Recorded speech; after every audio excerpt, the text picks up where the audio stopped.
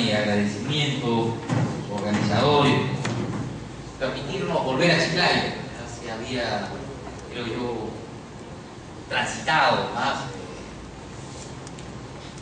de 5 o 6 años a esta ciudad de la amistad. Tuvimos el honor de inaugurar su escuela de posgrado, la maestría en Derecho Penal, San Marcos, de la cual soy catedrático principal. Apoyó la iniciativa de una maestría en Derecho Penal, y durante algunos años quienes éramos los profesores de la especialidad en la maestría de San Marcos vinimos a colaborar con esta universidad hermana para que avance en la formación y consolidación de su escuela de posgrado, lo cual nos complace hoy verificar. Ayer en este mismo escenario, uno de nuestros primeros exalumnos de esta experiencia presentaba una cuarta obra, había alcanzado sus metas de formación, y eso era muy satisfactorio para nosotros porque apostamos mucho por aquello y nos complace ver lo que hoy vemos. Allí que para mí era pues una posibilidad que no podía perder. Vamos a tener una jornada bastante compleja porque hay que tratar dos temas muy importantes dentro del abanico de contenidos que podríamos tratar sobre la criminalidad organizada y particularmente sobre la presencia de la criminalidad organizada en nuestro país. Lamentablemente el tiempo es limitado, de modo que vamos a dividir nuestra jornada en dos partes. La de esta mañana, que concluirá a la 1 de la tarde, va a estar relacionada con el delito de tráfico ilícito de drogas, tal vez el exponente aún más significativo, más constante de la criminalidad organizada en el Perú, y que desde la década de los 70 se proyecta como una variable difícil en la política criminal nacional. Los últimos meses, luego de la instalación del nuevo gobierno, mostraron una indecisión táctica en torno al quehacer futuro de la política nacional contra el tráfico ilícito de drogas, y que luego finalmente se ha consolidado ya a través de una perspectiva más unificada de la cual el rector de vida y de su conductor Soberón Garrido.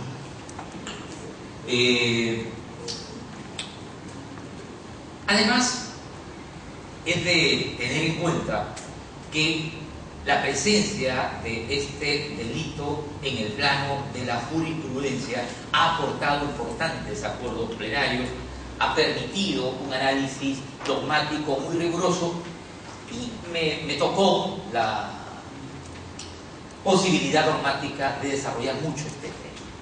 Mi tesis doctoral, realizada fuera del país, estuvo conectada con la política internacional en materia de control de drogas, justo en un momento muy importante de tránsito, como fue la elaboración de la Convención de Viena.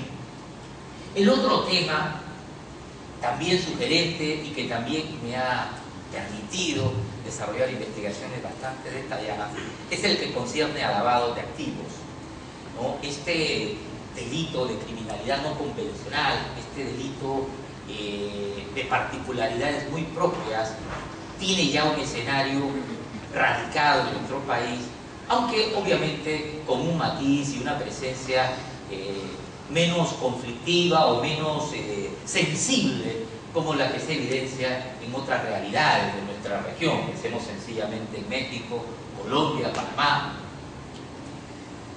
pero que no debemos perder de vista en el plano de las estrategias. También en este dominio hay que señalar que recientemente se ha aprobado, antes del cambio de gobierno electoral, el Plan Nacional contra el Lavado de Activos y contra la Financiación del Terrorismo, que fue el resultado del trabajo de una comisión multisectorial donde tuve el honor de representar a mi institución, y que trabajó con una misión del Fondo Monetario Internacional. Ese documento, que ya está aprobado, creo que es un documento bastante sólido.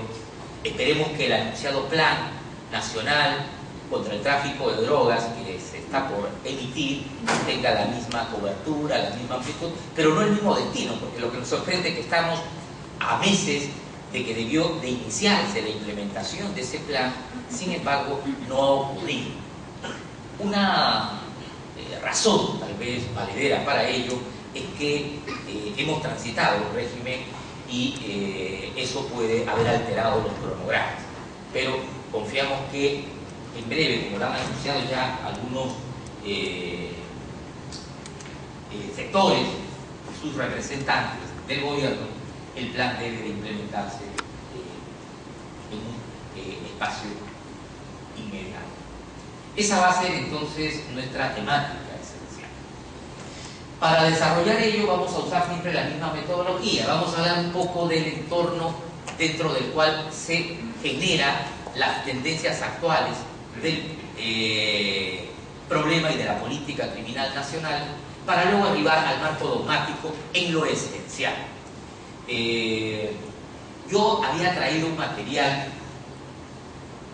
adicional que lo usaremos en función de los tiempos, en la medida en que nuestro trabajo se pueda ejecutar sin dificultades. Podremos tal vez alcanzar a presentar algo de esto. De lo contrario, haremos alguna referencia final, ya, pero eso es la jornada de la tarde.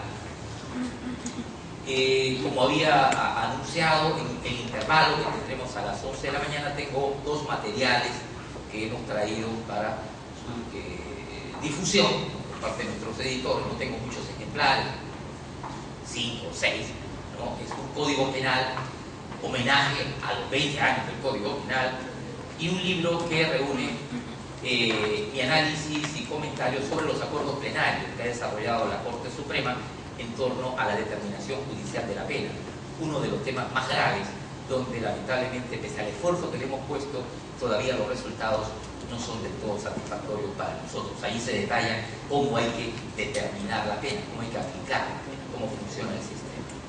Bueno, entonces ese es, creo, el marco introductorio, y comenzaremos con nuestra primera presentación. Avance, por favor. Tienen ustedes una reflexión importante de Ethel Nadelmann. Ethel Nadelmann es, podríamos decir, el más importante crítico de la política criminal norteamericana contra el problema de la droga. Sus razonamientos proyectan una imagen no muy grata para muchos, cuál es un escenario probable de legalización, tanto del tráfico como del consumo de drogas. La razón por la cual este especialista norteamericano, profesor de la Universidad de Baja California, llega a tan radical planteamiento es que la experiencia de las últimas décadas posteriores a la Convención de Viena no muestran un avance significativo en el control de las tres variables que corresponden a este problema tan trascendente desde inicios de la primera década del siglo anterior. Y yo creo que nos sirve de marco para justamente poder comenzar a preguntarnos por qué hoy es importante hacer una reflexión general sobre el tráfico ilícito de drogas desde una perspectiva de cambio de estrategias. Hacia finales de los años 70 se produce la llamada interdicción final de la Conexión Francesa. La Conexión Francesa era una organización criminal que involucraba sobre todo a corsos y que tenía el monopolio en el manejo del tráfico de derivados opiáceos, principalmente heroína, provenientes de todo un sistema de producción constituido en el llamado Triángulo de Oro, esto es Tailandia, Birmania principalmente, y que aportaba con cuotas importantes de esta droga para el mercado esencialmente europeo y también norteamericano. No obstante, en ese contexto se va a producir lo que en teoría llamamos una diversificación de productos. Frente a la presión generada en torno a esta conexión francesa, se va a desarrollar un cambio estratégico en la organización, la cual se va a desplazar hacia Sudamérica y particularmente va a construir un nuevo escenario, donde el área de producción se va a focalizar ahora en el denominado Triángulo Blanco, formado por Colombia, Bolivia y el Perú. Y el producto o el bien que ha de ser objeto de tráfico en adelante van a ser los derivados cocaínicos, especialmente el clorhidrato de cocaína, pero también sus productos semielaborados, como la pasta básica de cocaína. Y esa es la historia reciente, que va a involucrar a nuestro país más directamente con el problema de la droga, lo cual no quiere decir que hemos sido ajenos en el marco legislativo a esta práctica delictiva, ya que desde 1921 el Perú cuenta con leyes sobre esta materia, como veremos más adelante. Lo que ahora quiero referirles es que de aquel entonces, hacia finales de los años 80, se produce, incluso hasta la primera mitad de esa década, se produce una crisis severa en el sistema internacional antidrogas. Y esto como consecuencia de las evaluaciones que se practican.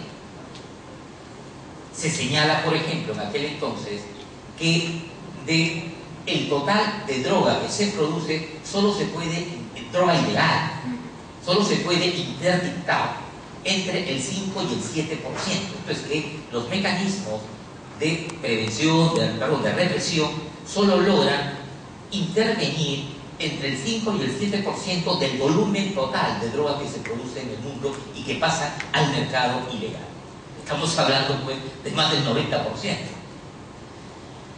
En definitiva, las estrategias de represión no sirven, no funcionan, no son efectivas, no alcanzan resultados que justifiquen el notable gasto e inversión que se hace en este dominio. Son datos oficiales. Igualmente, también con fuentes de información oficial, en este caso la Organización Mundial de la Salud, se detecta que del volumen, de la posibilidad escasa de acceder a programas de tratamiento deshabituador, muy pocos en oferta, muy caros, poco accesibles para las personas farmacodependientes. Las cifras son más alarmantes aún, ya que estas estadísticas muestran que solo del total de personas, del escaso volumen de personas que podían ir a centros de tratamiento para ser atendidos por estar adictos al consumo de drogas, solo entre el 12 y el 15% no volvía a reincidir luego de haber culminado el proceso de deshabituación, el tratamiento. Este dato era muy grave, porque convertía la farmacodependencia en una enfermedad cuasi incurable. Esa realidad produce un efecto político inmediato. Varios gobiernos, varios parlamentarios, varios especialistas en economía, en geopolítica e incluso también en la lucha contra el problema. Esto es, se puede contar hasta un, no solo presidente de la República, sino hasta un fiscal de la Nación y un jefe de Interpol. Sostienen que la alternativa no es otra que promover la legalización del tráfico y el consumo. E invocan como experiencia al respecto los efectos que tuvo luego de la famosa prohibición de los años 20, la liberalización del tráfico y el consumo de alcohol. Esta situación produce una crisis muy severa, porque los países empiezan a distanciar. Los países llamados productores echan la culpa de que el fracaso corresponde a las malas estrategias de prevención que aplican los países consumidores. Y los países consumidores, a su vez, señalan que ellos no pueden controlar la demanda que se genera en sus territorios porque los países productores no controlan en ellos el flujo de drogas hacia sus espacios geográficos. Se produce la llamada crisis de San Antonio. Se buscó una reunión entre todos los mandatarios, asistió en aquel entonces era Ronald Reagan, el presidente de los Estados Unidos, y no hubo ningún acuerdo, más bien un disenso total. Hay pues una situación de quiebre probable de todo este sistema. En definitiva, cada uno iba a decidir qué hacer con la política antidrogas en su país concretamente. Naciones Unidas entiende que ese riesgo debe ser controlado y para ello utiliza una estrategia muy inteligente. Promueve una nueva convención internacional. Por aquel entonces las convenciones internacionales relativas a este problema eran dos. La Convención de 1961 sobre estupefacientes, la Convención Única de Estupefacientes de las Naciones Unidas, y la otra era la Convención de 1971, que era sobre sustancias psicotrópicas. Viena asume que estas convenciones no han funcionado como debieran y por ende convoca a un grupo de expertos que empieza a reunirse desde el año 85 hasta el año 88. Este grupo de expertos elabora durante ese periodo una nueva convención, la cual es promulgada en noviembre del año 1988 en la ciudad de Viena y es conocida como la Convención de las Naciones Unidas contra el tráfico ilícito de drogas, estupefacientes y sustancias psicotrópicas. Aunque cuando hablamos de ella nos referimos siempre como la Convención de Viena.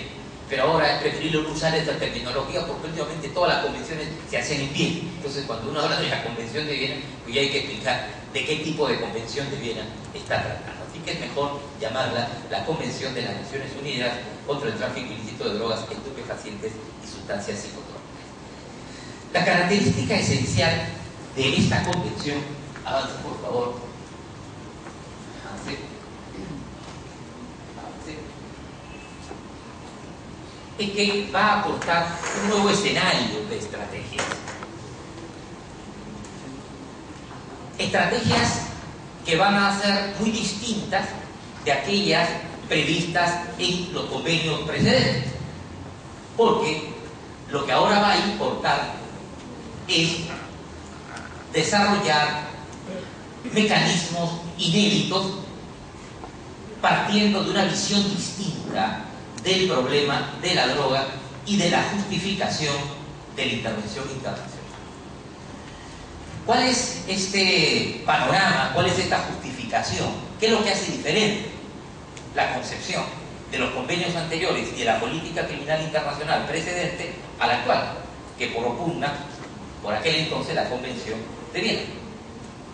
En primer lugar, entender que el tráfico ilícito de drogas no es un problema sanitario, que tampoco es un problema legal, sino que se trata de un problema, por un lado, económico y por otro lado, de seguridad nacional de los Estados. Ya en aquel entonces hay una influencia muy importante de la política norteamericana, la política Reagan, de guerra a las drogas. También por aquel entonces se ha vivido en Colombia la experiencia del terrorismo promovido por la organización que lideró Pablo Escobar y que puso pues en una grave situación de zozobra al gobierno de ese país. Viena entonces entiende que las drogas y su tráfico ilícito en realidad responden a un proceso de mercado. Que hay una gran empresa, una gran organización que se dedica a producir, distribuir este tipo de bien en una comunidad que desafortunadamente desarrolla una demanda activa o potencial para él. Que eso es el tráfico ilícito de drogas. Una organización exitosa, una organización empresarial que desarrolla muy buena política de marketing y que tiene mucha habilidad para expandir su influencia. Pero además, Viena también entiende que la capacidad y el poder, la capacidad operativa y el poder que va adquiriendo esta organización le hace aspirar o le hace necesario influenciar en el control político de los estados. Por ende, corre el riesgo de que se produzcan o se promuevan los llamados narcoestados. En consecuencia, es pertinente desarrollar una acción directa contra esas organizaciones. Inteligente, ¿por qué? Porque la crisis que se había producido por la ineficacia de las políticas de prevención y control es convertida en una necesidad. Entonces hay que controlar porque perdemos autonomía democrática, autonomía de gobernabilidad, autonomía estatal. Segundo, hay que controlar porque esa organización tiene la posibilidad de seguir creciendo. Ahora bien, ¿cómo controlamos lo uno y lo otro? Aquí es donde Viena desarrolla un mensaje distinto. Viena dice, si se trata de una empresa productiva, una empresa comercializadora, exitosa, lo único que podemos hacer es atacarla con estrategias económicas, pero que deben reforzarse también como un referente penal. Viena es una convención estrictamente de carácter penal.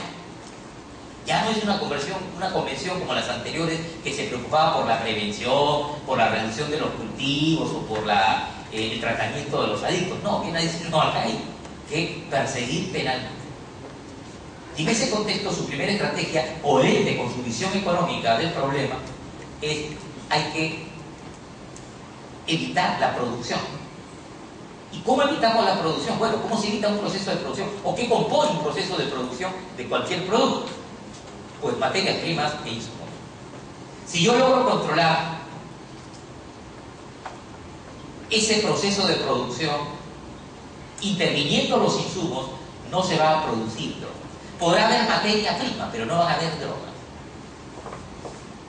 Entonces viene a plantear su primera estrategia. Hay que reprimir, hay que perseguir, hay que interdictar con eficacia el tráfico, el suministro de insumos químicos o sustancias precursoras. En segundo lugar, Viena dice, pero las empresas existen, el mercado existe y se activa por una razón y por un componente esencial. Como lo decía Quevedo en el siglo XVI, poderoso caballero es don dinero. En consecuencia, una empresa no puede funcionar sin capital. Los procesos de comercialización no pueden activarse sin capital. La reinversión tampoco funciona si no hay posibilidades de reinvertir, y eso implica tener capacidad financiera. Viena entonces diseña la segunda estrategia que a la postre y en el devenir de las décadas se ha convertido en la principal estrategia contra el crimen organizado. Esto es interdictar, reprimir el lavado de dinero. Así lo llama, lavado de dinero. ¿Por qué? Porque si nosotros logramos que las organizaciones pierdan su capital, su ganancia, no van a poder reinvertir. Y si no pueden reinvertir en la misma medida, sus productos van a ser menores, su mercado se va a reducir, el costo de sus productos en ese mercado va a ser muy caro, que a la postre va a generar una disuasión de la demanda o una salida natural del producto. Por ende, las empresas criminales en torno al tráfico de drogas cederán y bajará su presencia activa en el entorno de la criminalidad y de la seguridad de los estados. Interesante discurso. Nadie lo había intentado ver de esa manera. Conjugaba además toda la crítica que se habían hecho en ese periodo posterior a inicios de los años 80. Entonces Viena tiene éxito. Y Viena se convierte en el marco político criminal que define la nueva estrategia para el tercer milenio del sistema internacional antidrogas. Ya hemos transitado 2 décadas, porque a partir de Viena se crea un mecanismo de evaluación. La primera evaluación fue el año 1988, mostró más bien, perdón, 1998, mostró más bien que los países recién empezaban a alinearse en torno a la criminalización autónoma del lavado de activos y que el control sobre el tráfico de insumos todavía no era una realidad palpable.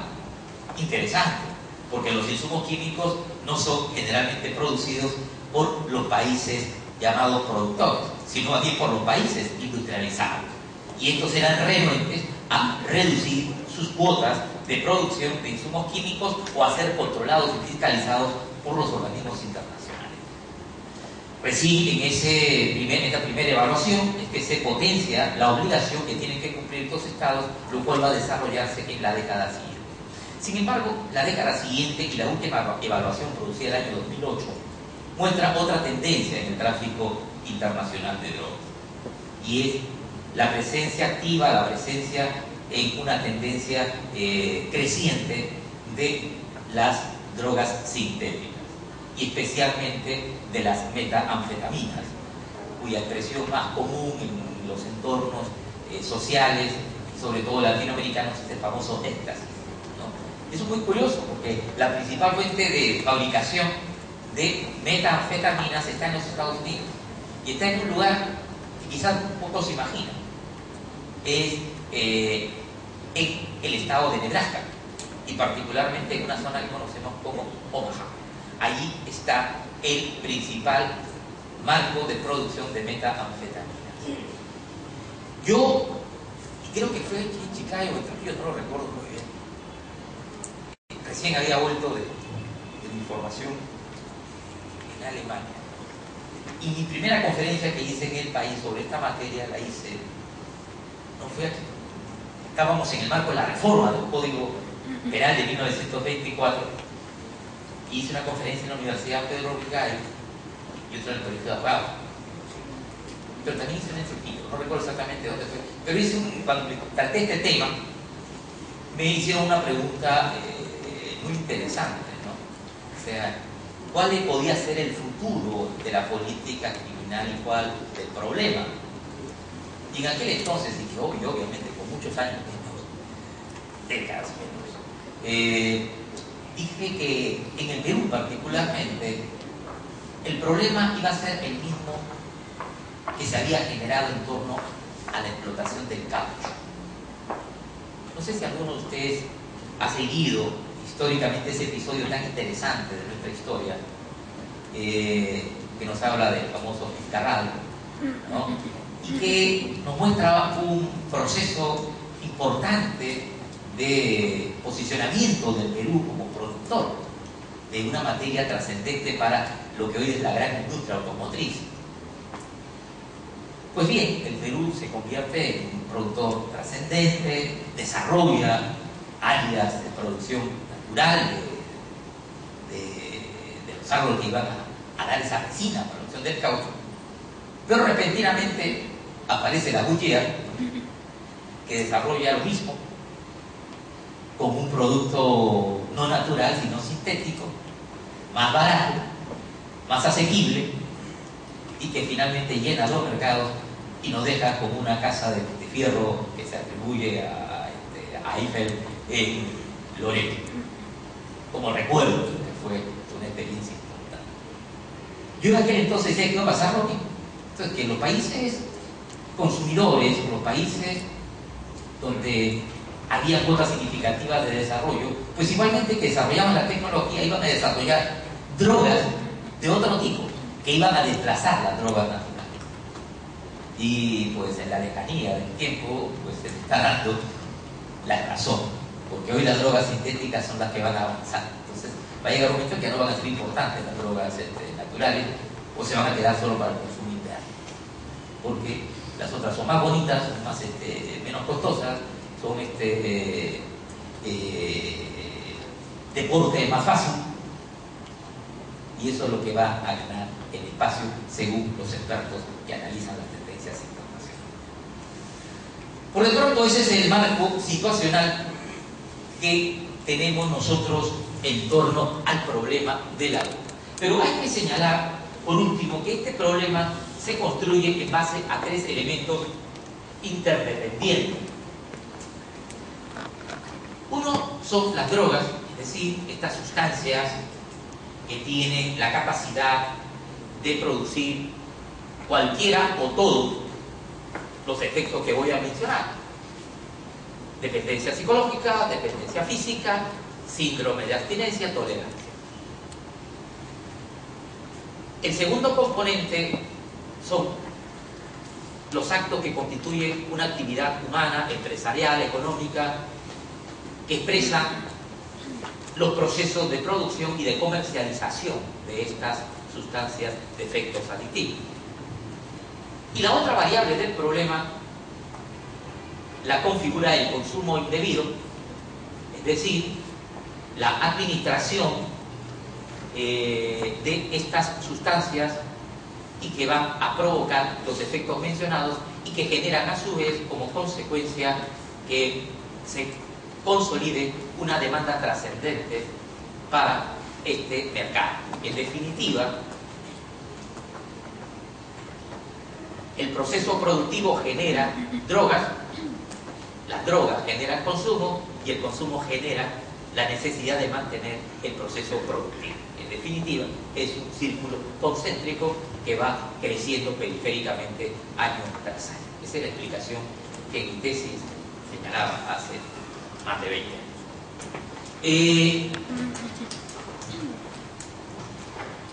¿Qué ha pasado de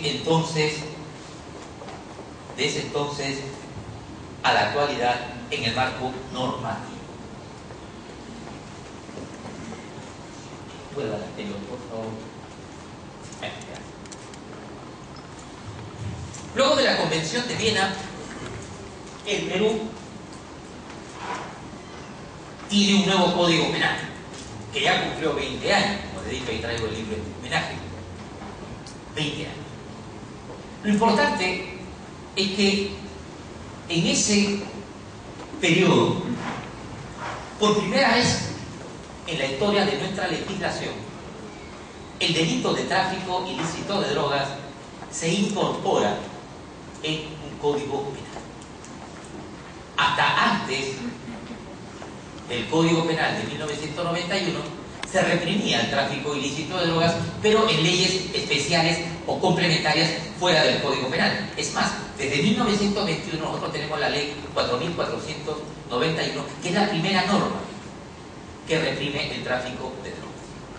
Luego hemos tenido decretos leyes como el 11.005, el 19.505, el 22.095, que se han ocupado de esta materia, y siempre con una incidencia de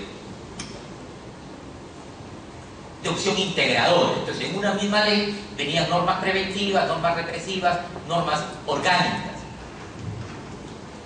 El Código Penal de 1991 fue nuestra primera incorporación sistemática del tráfico de drogas en un texto que tiene por función señalar los actos criminalizados que persigue y sanciona el Estado.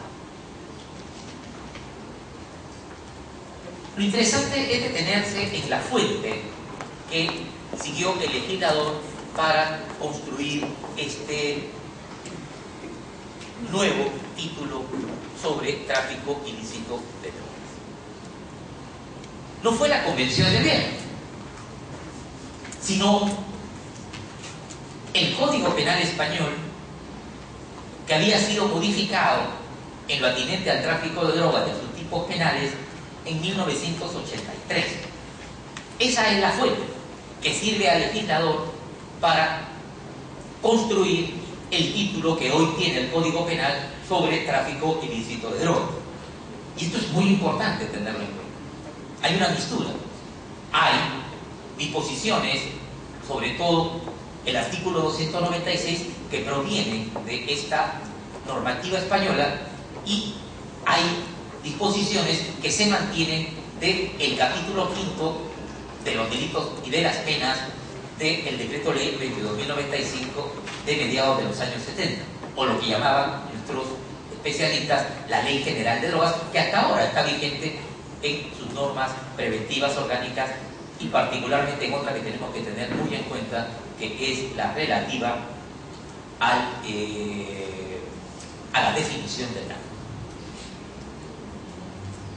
¿Y cómo influye esta decisión del legislador de tomar el modelo español en nuestra legislación? Pues de una manera muy trascendente. En primer lugar, nos alejamos de la Convención de Viena, que debió de ser la base de información desde la cual debíamos nosotros de construir nuestra legislación interna. Y segundo, que nos creó un problema en torno al tratamiento penal de la posesión de drogas y para el consumo personal o frente al consumo indebido de drogas. Si ustedes pueden observar, el Perú es uno de los pocos países en el mundo actualmente donde no es punible el consumo de drogas. En casi todos los países, y particularmente de la región, el consumo de drogas es punible. De diferentes maneras, pero es punible. ¿Y por qué es punible el consumo de drogas? Porque la Convención de Viena aportó otro dato trascendente. Volvamos al anterior. Número 2. Consolida lo que se conoce como el modelo geopolítico estructural de intervención.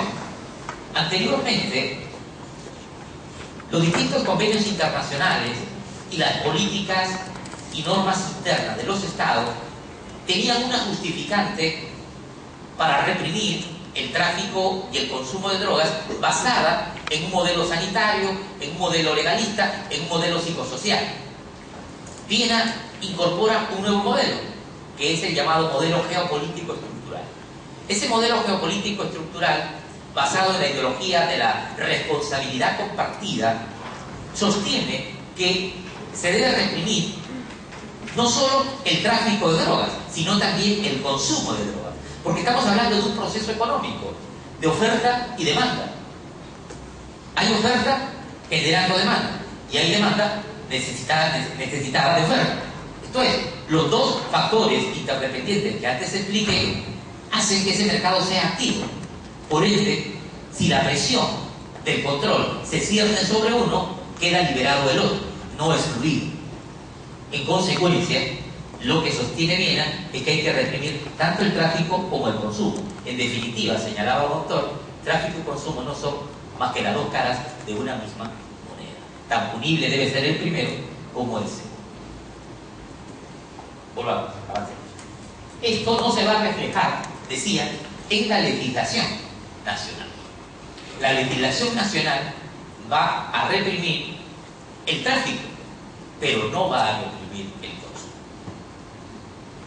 Además, cuando se promulga el Código Penal, así como está, se produce un suceso histórico muy curioso, de origen político.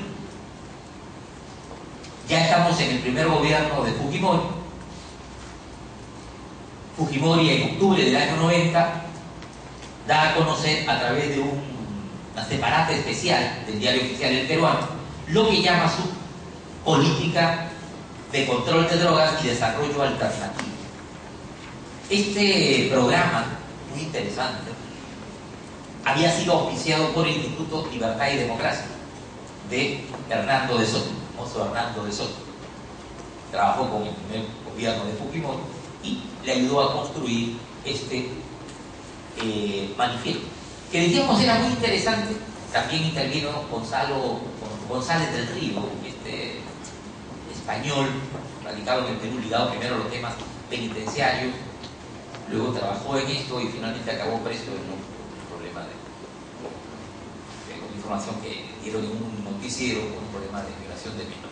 Bueno, la cosa es que este documento era interesante por una razón.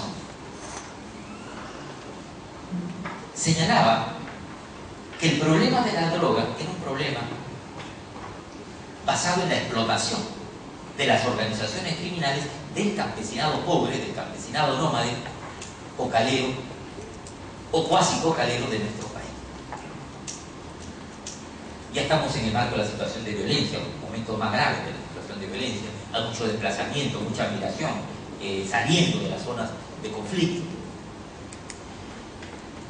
Fujimori decía, o Fujimori no, sino el documento, decía que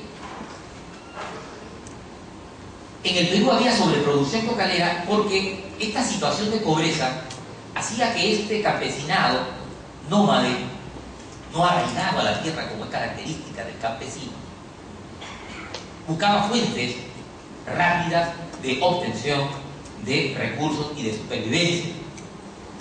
Y por ende se afincaba en estas áreas, en aquel entonces el Alto Guayaga es el escenario principal del conflicto, de la sobreproducción cocalera, buscando esas fuentes de ingresos. Y que estaba allí afincado mientras no llegaba la policía o el ejército, o los grupos en armas. Porque una vez que estaban allí, pues se iba a buscar otro terreno. Y no le interesaba perder el terreno, los cultivos que había realizado, porque tampoco era algo ligado a su propiedad. Esta política desarrolla un esquema, decíamos, trascendente, porque dice lo siguiente: lo que debemos de hacer nosotros es aislar al campesinado que va a mantener las mismas necesidades de lo que viene a ser su principal proveedor de recursos económicos, que son las organizaciones traficantes, principalmente de origen colombiano, por aquel periodo. Y eso se puede hacer arraigando al campesino. Esto es, haciendo que sienta que esa tierra, esa posibilidad de producción, le son propios.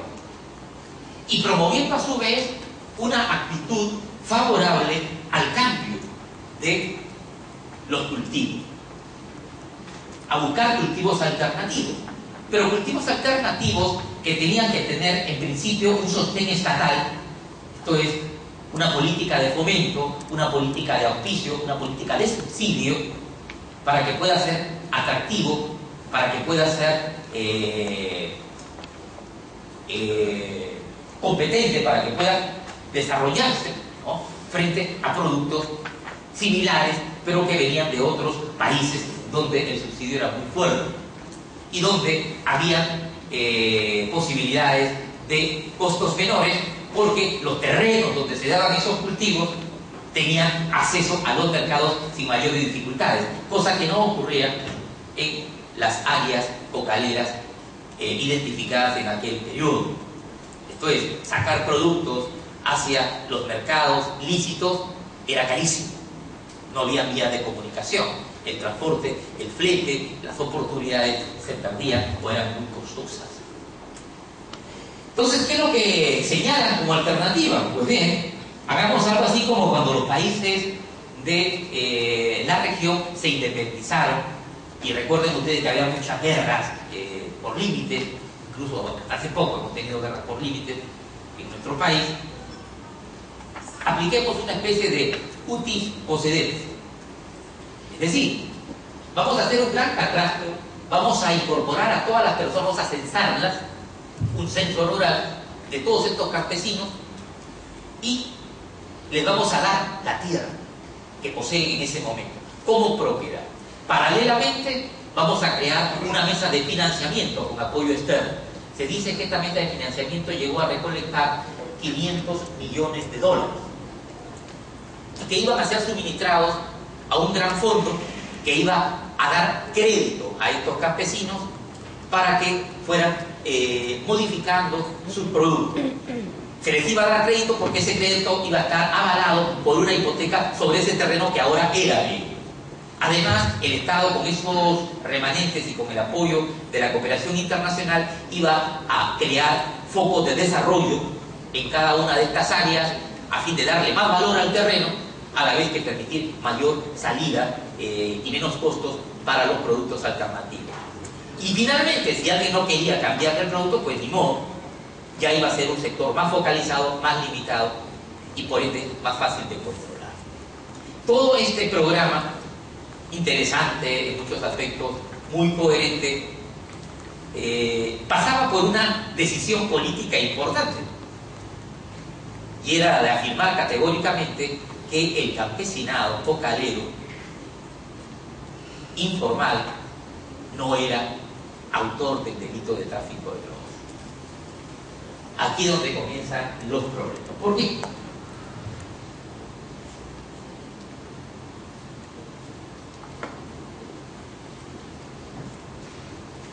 Porque cuando se promulga el Código Penal,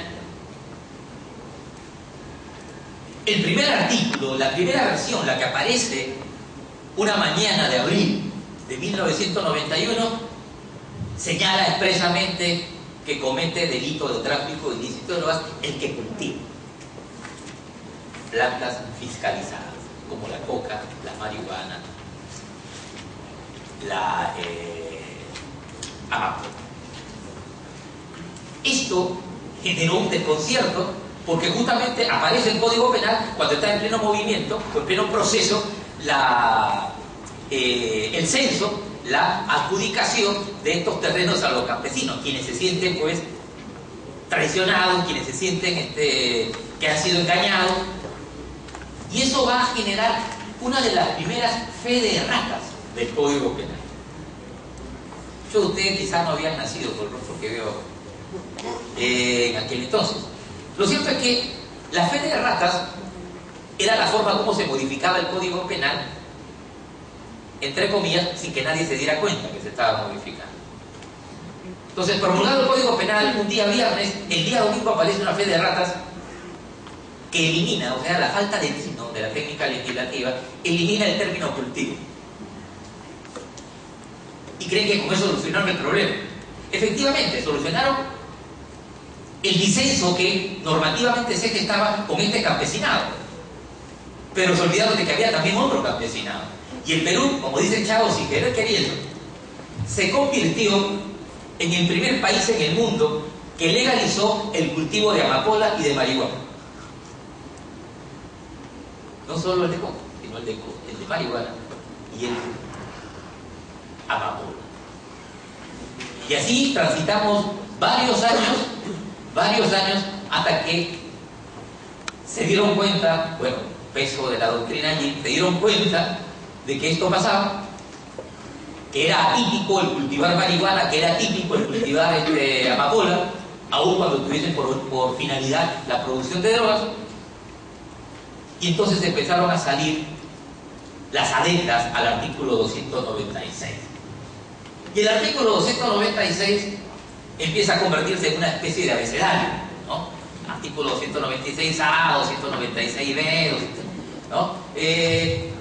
Justamente el C y el D del artículo 296 fueron incorporados para reprimir el cultivo de amapola y el cultivo de cannabis. Claro, para los españoles, donde no hay estos cultivos, pues el que diga cultivo, no diga cultivo, no era ningún problema. Y para los inteligentes peruanos, eliminar cultivo solucionaba un problema que a la postre lo que hizo fue ampliar el espacio. ¿Qué es lo que debieron hacer? Pues algo muy sencillo, decir sencillamente en el artículo pertinente, poner abajo: no es punible el cultivo de plantas de coca por campesinados cocaleros o sometidos al régimen tal. Y hubieran evitado tantos años de esa situación incómoda por la que se tuvo que transitar y que sin embargo sirvió para mostrar la habilidad de la jurisprudencia en cómo hizo para reprimir este tipo de prácticas que la ley había declarado atípicas. Entonces, nuestro sistema de delitos inicial, antes de la ley 28.002, tenía esa estructura. A esa estructura se va a añadir luego, como decíamos, estos actos vinculados al cultivo ilegal de plantas de coca y amapola, artículo 296C y 296D. Pero antes de la C y antes de la D está el A y el B. ¿Qué pasaba con el A y el B? Viena, al igual que había ocurrido con el tema del consumo de droga, por seguir la fuente española, se alejó de Viena. Y al alejarse de Viena, no incorporó delitos de lavado de dinero, que era justamente la estrategia que la Convención había planteado. Es por ello que cuando se da cuenta de ese vacío, incorpora dos artículos, el 296A y el 296B, con un decreto legislativo 736 en noviembre de 1991, y se convierte en el tercer país de la región que incorpora a su normativa delitos de lavado de dinero, siguiendo las propuestas de la Convención de Viena. Tampoco creamos esos delitos, ¿no? O sea, también nos los copiamos como nos copiamos nosotros, ¿no? En esta vez la copia la hicimos en base a la ley argentina de la materia que ya existía en dicho país. Eso lo vamos a ver en detalle en la tarde. Lo que ahora me queda es por señalar que en realidad en la experiencia nacional este marco de este sistema de delitos ha sufrido varios cambios. El más importante es el que se introduce con la ley 28.002. Esa ley 28.002 es consecuencia de un proceso que se gesta luego de la caída del régimen de la década anterior y que promueve el gobierno de la transición presidido por Valentín Paniagua y que tenía como ministro de Justicia a Diego García Sayán, quien convoca a un grupo de expertos, tuvimos el honor de intervenir allí, y desarrolla una nueva visión que se proyecta en un documento, un anteproyecto de ley que es publicado en el Diario Oficial del Peruano, pero que luego el Congreso, como suele ocurrir, lo desarma, pone cosas positivas y obviamente agrega de las otras, en la cual, dicho de paso, es especial, ¿no? Muy bien, en ese manejo ya bifurcado del Congreso sobre las propuestas de los expertos, se crea un nuevo marco normativo donde los problemas se van a notar igualmente. Veamos. En toda la evolución de este marco normativo, no aparece allí porque le voy a dar un tratamiento especial, está el artículo 299. El artículo 299 es una norma muy rara y muy absurda a la vez. Es intrascendente y lo grave es que, al igual que el Código Penal, ha cumplido 20 años. De allí que le dedicamos un comentario especial en este librito, ¿no?, en torno al artículo 299 y le llamamos, si me permite,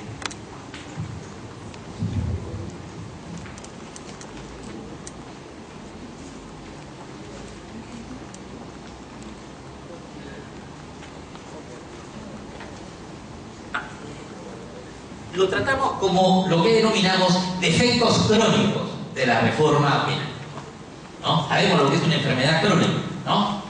Es una enfermedad incurable, permanente. Eso es el artículo 299 en el Código Penal vigente y particularmente en el espacio de los delitos de tráfico ilícito de drogas. ¿Por qué? Porque, como veremos más adelante, este artículo nació muerto.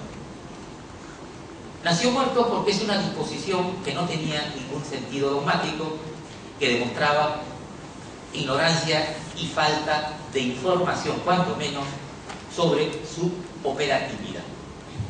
Era un rezago de una visión que debió de ser eliminada. De allí que el anteproyecto que yo mencioné del grupo de expertos del año 2001 no tenía artículo 299, lo suprimía.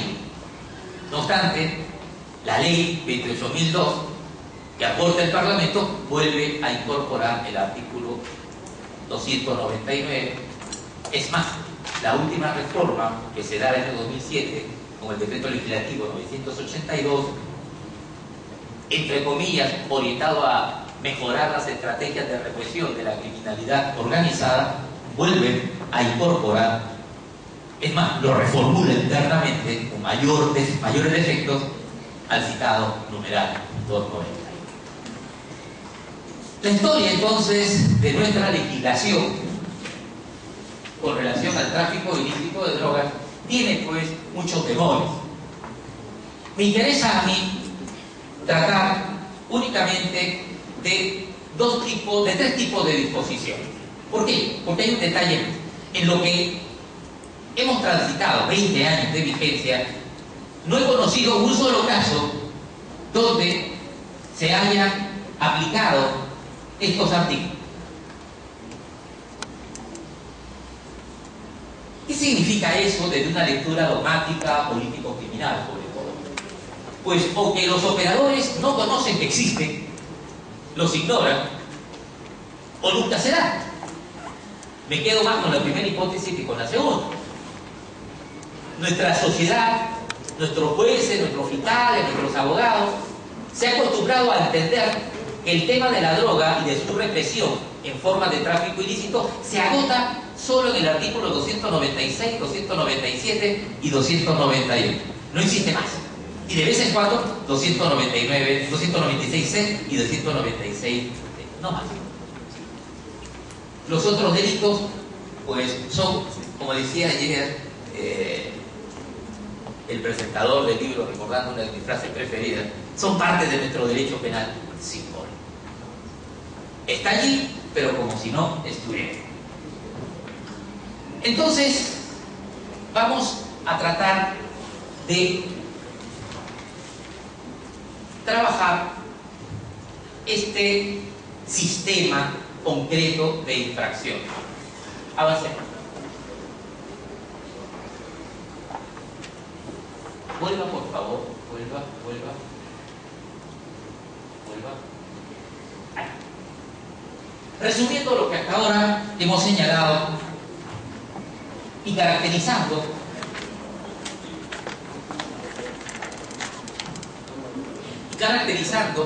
la estructura de el marco penal que desarrolla la política criminal nacional en este dominio, podemos señalar que en el Perú las características en torno al tratamiento del tráfico ilícito de drogas y el consumo indebido de estas sustancias son las siguientes. Hay una clara posición que criminaliza el tráfico ilícito, entendiendo este como producción y comercialización ilegal de drogas. Hay también una tendencia ya afirmada normativamente de criminalización de la